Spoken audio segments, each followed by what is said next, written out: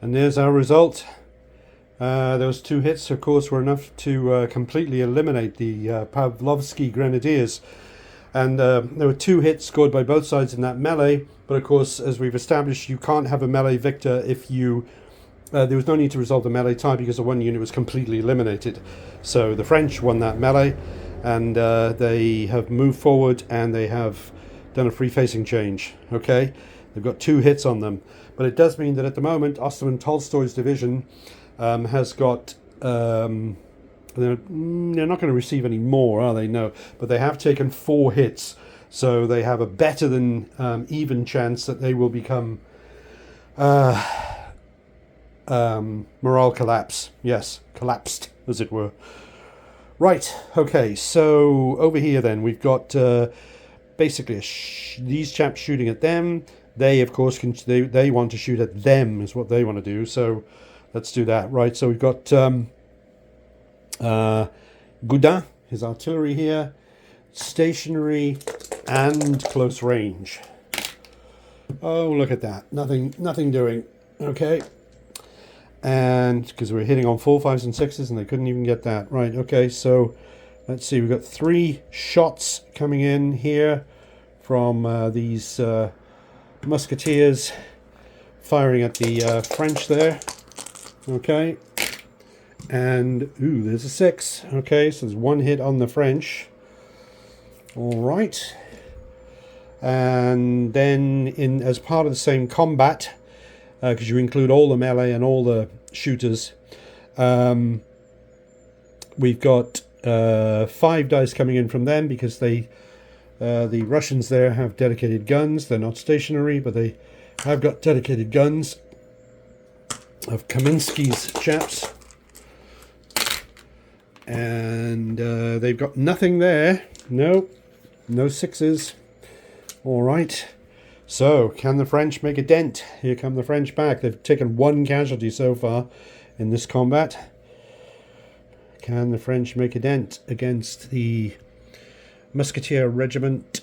Oh gosh, I can't read it upside down. Sorry, we'll get it in a minute.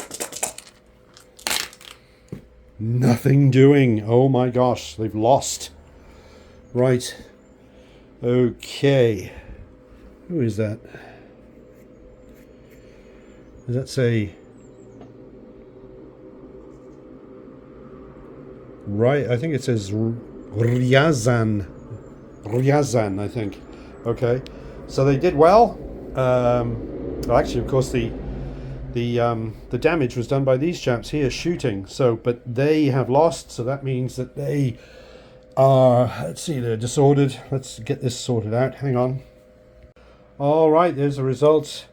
Pushed back. Petit Infantry Brigade. Pushed back there. Goudin. His division has sustained... where are we? 3 casualties out of the 5 allowed before he comes exhausted. So, yeah, he's more than halfway there. And then, of course, we have the remnant here of Desjardins Infantry Division. Plucky chaps going in here. They're gonna probably take quite a lot of casualties here because they've got all the fire coming from them, stationary, and they've got the melee here as well. So, all right. So let's do the incoming, as it were, from the Russians. So we've got, first of all, we have the Jaegers there without dedicated guns, and they've got their 4 dice. Let's roll them up. We've got nothing doing there. Okay, so far so good for the French. Right, and we get the 5 dice coming in from musketeers. Lots of firepower. Good Lord.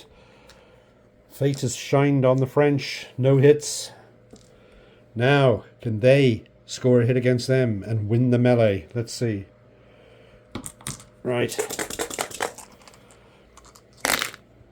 Oh my goodness me. It's a melee tie. Nobody scored a hit. Right.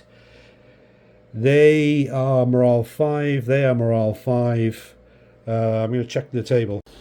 Right, it's an important one, so I'm going to film it. They both have no modifiers from what I can see.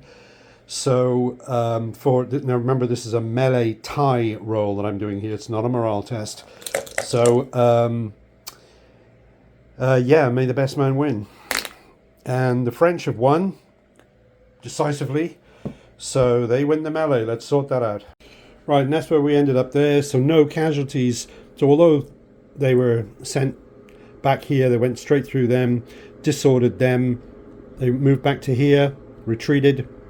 There were no casualties. Yes, so, you know, they won the melee, but what the French need is casualties, because rearranging the units, as it were, won't get them victory points, if you see what I mean. So, anyway, then they decided to just make a free-facing change as their reward. They didn't move forward, and because of the V&B rules, I'm counting them as being on the other side of the hill from them, so they won't be able to shoot at them. Unless they move, of course. Same for them, of course, and they obviously will be able to shoot at them. Okay. Right, next up, actually, interesting tactical situation here. The French commander has decided, because you don't have to commit to who's going to attack. You can just pick and choose as you go along. You don't have to lay down the dice. I'm just laying down the dice. Because it makes it easier to follow in a video presentation. But these chaps here have decided they're not actually going to fire, because if they do... Wait a minute. No. I'm getting this wrong. Yes, of course I'm getting this wrong. Right. That's right. What we're trying to avoid is them firing. Okay. So they can only fire if they're fired at or if they're within close range of the enemy.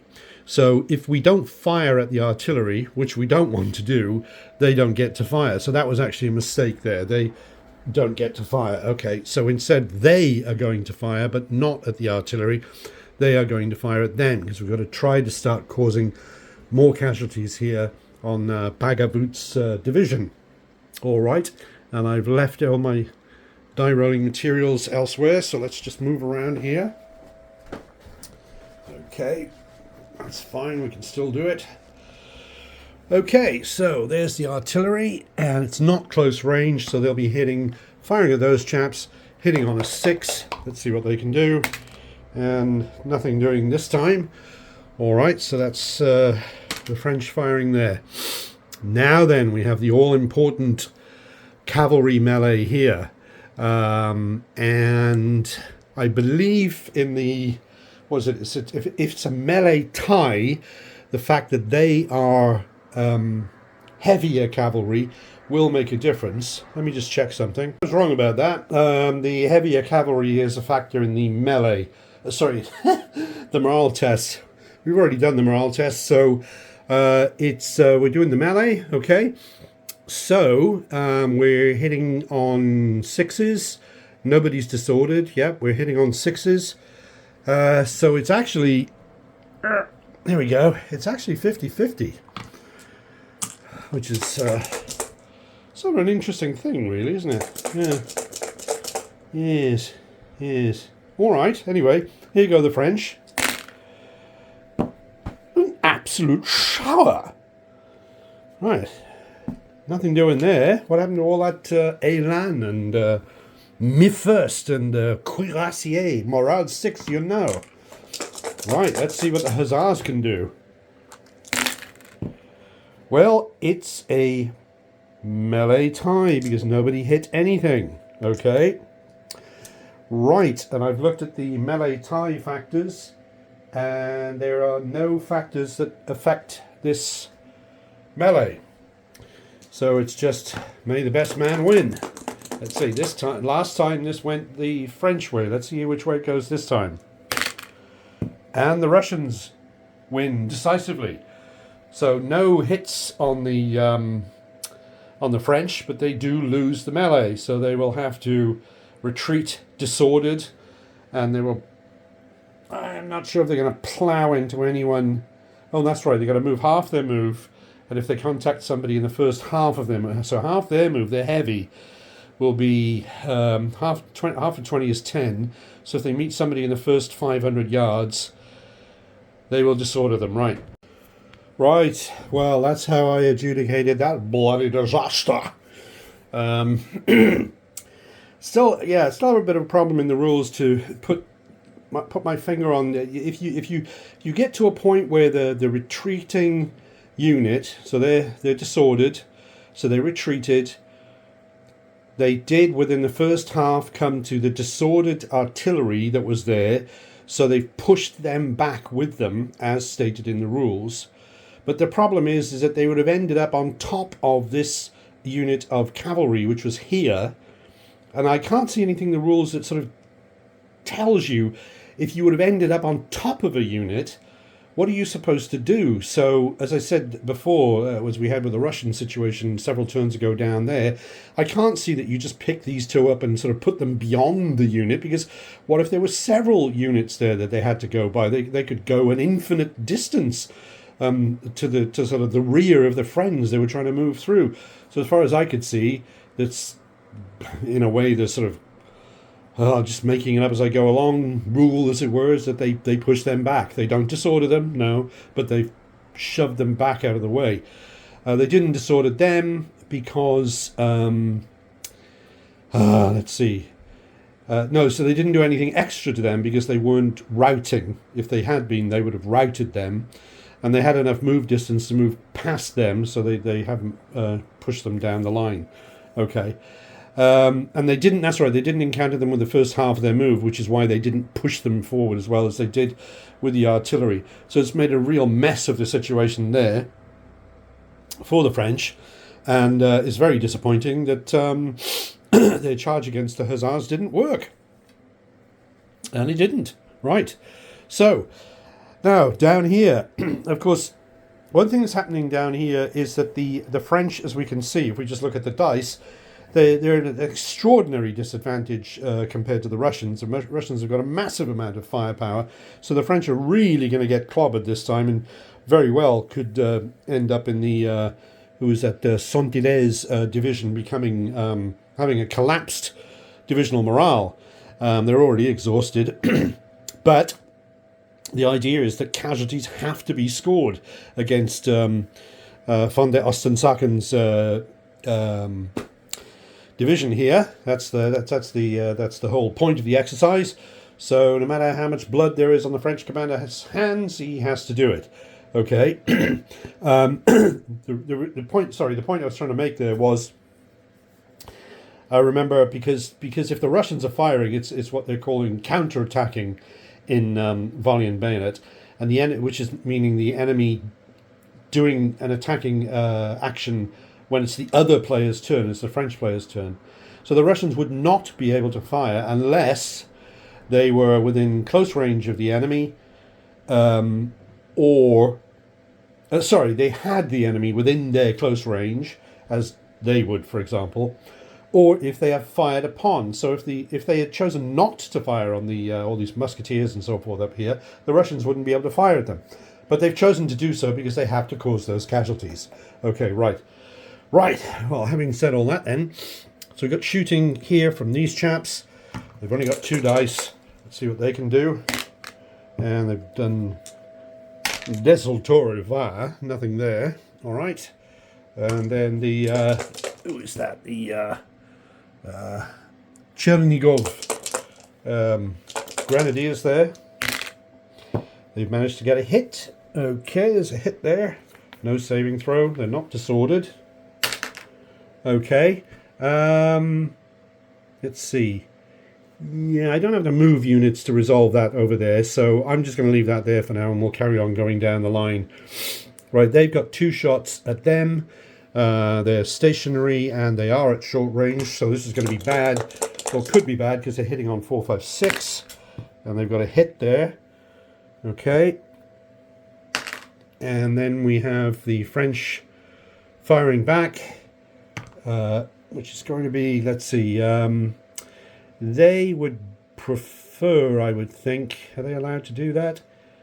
Yeah, I'm going to say they're allowed to do that. They would prefer to fire at them because they make a better target. Okay, so they'll do that. And they got nothing there. Okay, then we have here, they're not stationary. They're going to fire at the infantry in front of them. Nothing there.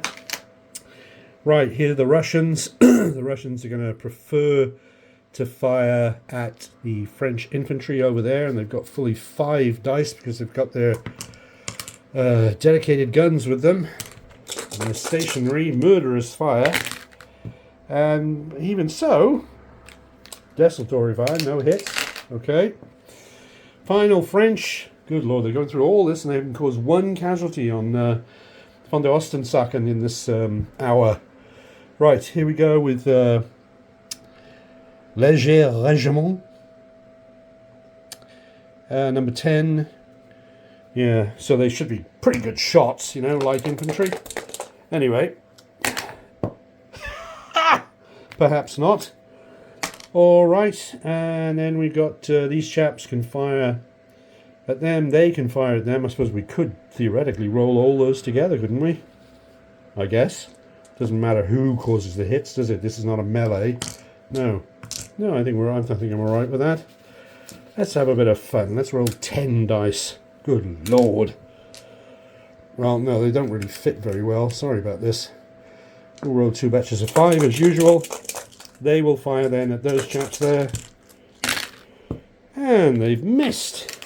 It's all the snow, you see. All the snow. Got to remember, snow falling, snow falling. You see? Yes. And the rest. And nothing. A lot of snow falling. A lot of snow. You're going to get a certain amount of snow. Okay. Right, so there are 2 hits there on old Saint-Hilaire. So we shall have to see what that does to the units, and we'll have to see if that causes divisional morale collapse. Alright, so Regiment 43, which was here, it took its final casualty. It has been eliminated. As I said, it's Saint-Hilaire's division, and it's already exhausted. But it did take 2 hits, so we will see if it suffers morale collapse. So roll a die, 1 or a 2 will do it. And there's a 2, it's suffered morale collapse. Okay. For Saint-Hilaire. And then we have, over there is the remnants of Osterman Tolstoy's division. They took 4 hits this turn. So we roll 1, 2, 3, 4 means the morale collapses. And they survived. Okay. Extraordinary. Right. So I'm going to mark that up for the French. Okay. Tidied things up a bit here. Let's see. What have we got? Got the red markers on the remaining units of Saint-Hilaire's division, indicating that they've suffered morale collapse. They're also all disordered now. They're permanently disordered. When I was doing that, that triggered in my memory a mistake I'd made over here. These chaps here are also morale collapse division, Grouchy's cavalry, the remains of it there. I had removed their disorder. They'd recovered from disorder in a previous turn. Didn't affect anything. I shouldn't have done that. The disorder is permanent. You can say, of course, well, you need to have permanent disorder markers. I don't actually have any species of those. I'm basically using, what am I using? I'm sort of like, white is disorder, black and white is, routing. Yeah, routing. And which, there's not really a routing marker, is there? I suppose that could be a permanent disorder marker. But anyway, so I sorted them out, put the disorder back on there. If you've got a red and a disorder marker, you can't recover from disorder in my system. Okay, what else did we do? Then I also had to go through and mark not a collapsed division, but an exhausted division. Sounds a bit like the same thing, but not really. So we had to, the remaining units that were left in Osterman Tolstoy's lot. There he is, so he's been marked with the red and white there. We've got the dead figures and horses on these to indicate that they belong to an exhausted division. Fully 3 artillery units. There's one there, one there, one there.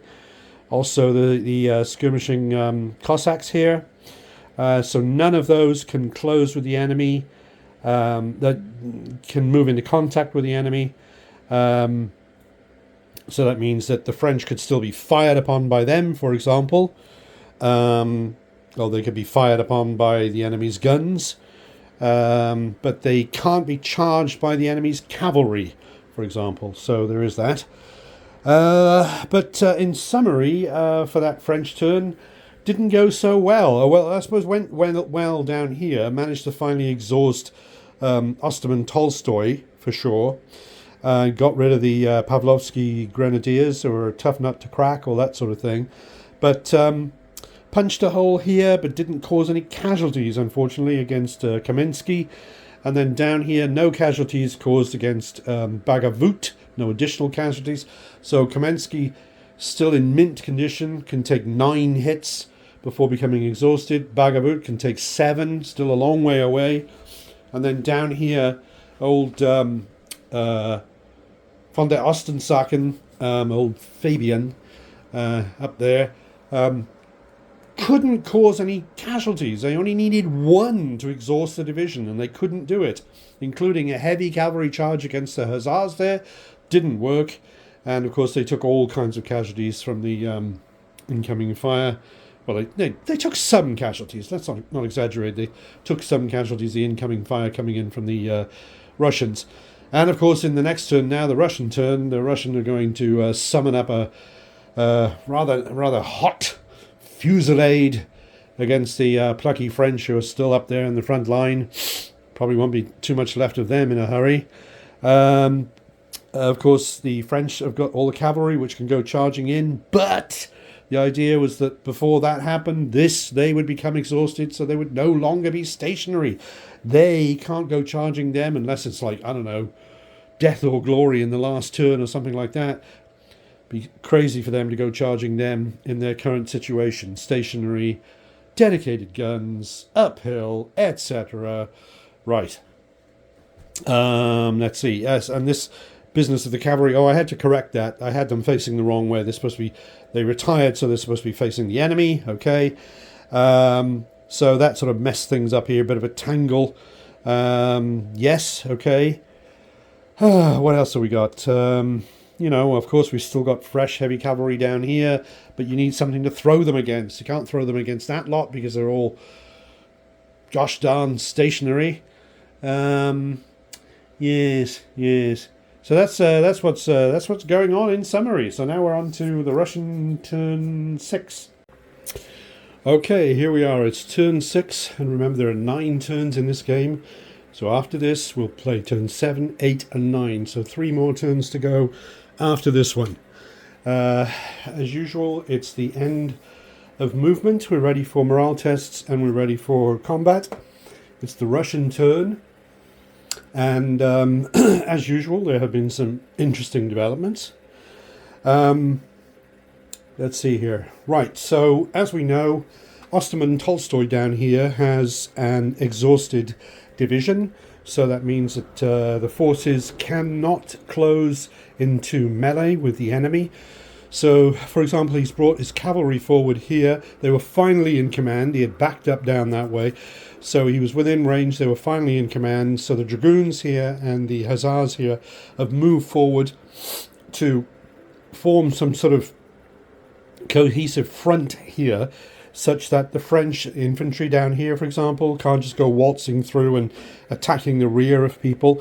But also, it's a bit of a stretch. But these cuirassiers down here, they could in turn 7, they could get to about this point here, and then in turn 8 they could get to about here, and then in turn 9 they could go down there. So it's just a possibility they might be able to do something useful. But of course, attacking for the French to be attacking Osterman Tolstoy now makes no difference to the victory conditions. They're exhausted, so what they've got to try and do is sweep them aside and attack, or just come in from here and attack Kamensky and Bagavut down here. Right, so they cannot attack them. Then the infantry, for example, can't attack them, can't attack the French, but they can, of course, they can still shoot. They can't be stationary, but they can still shoot. Or rather, they can't, what is it? They can't become stationary. If they're already stationary, I believe they can retain it. But they cannot charge, but they can still shoot, of course. So, right. And then, now, in terms of what he's actually got left, he's actually got one of those, let's see, that's Kamensky right there. But he's got 3 units of artillery, 1, 2, 3, 2 units of cavalry, a skirmisher cavalry there, an infantry there, and that's what he's got left, because those over there are Kamensky. Right, okay.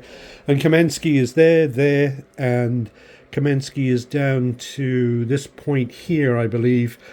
And I'm not sure if they're Kamensky or if they're Bagavut. Let's have a look. I think, yeah, they're Bagavut. Okay.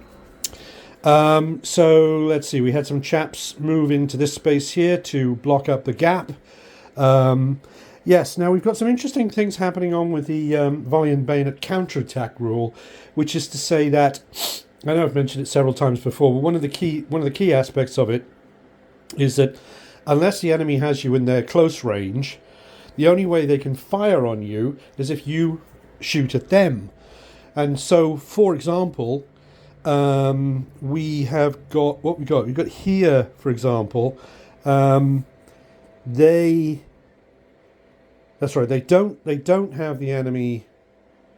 Oh no, wait a minute. They do have the enemy in close range, don't they? Yeah, I got confused there. I was thinking of close range being 200 yards, but that's musket range. Close range for artillery is 400. Let me adjust that. Right, so that's better. There we go. So I said it was an interesting tactical situation. So it's not here. They can fire because they're within close range of the enemy, okay, even though it's not their turn. Right, understood. The interesting point is down here, because we've got these chaps here and these chaps down here, and as you can see, they don't have any dice by them because they can't fire because they're not being fired on by the Russians. So now you might sort of say, well, but the Russians, they've got 5 dice per unit. Why don't they fire at the French? And the reason is that old von der Ostensachen down here, he can only take 2 more hits and then he becomes exhausted. Okay, so he doesn't want to do anything that can lead to the possibility that the French will score hits on them. Now these chaps here are within close range, so they can't stop them firing at the Russians. So therefore, we've got all 3 Russian units here, infantry, and artillery, are going to fire, but they're firing at them. They're not firing at the infantry.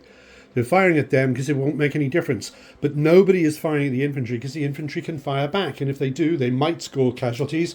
And if they get 2 hits, that division becomes exhausted. And we don't want that to happen. Okay. Let's see. What have we got? So we had some generally shuffling around here to try and sort of fill up the gap.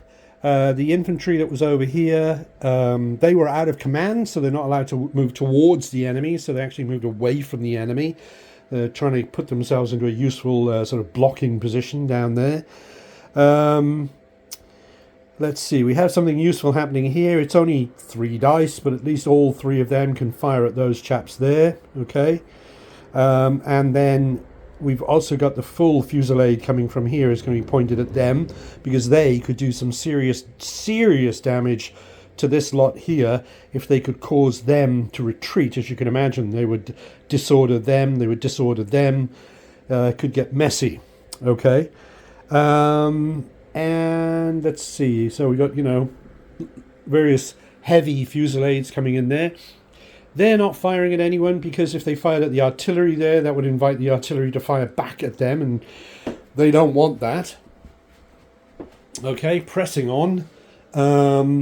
Cavalry has remained in situ. They're in a good blocking position as far as the Russian commander is concerned. and there has been no movement down here. They have become stationary indeed. Let's see, we also had an interesting one down here in that these chaps here have rotated. They did a free facing change, but that's because it's free, it's not movement, so they became stationary. Okay, and I think that's about it. So now we're ready for the morale tests.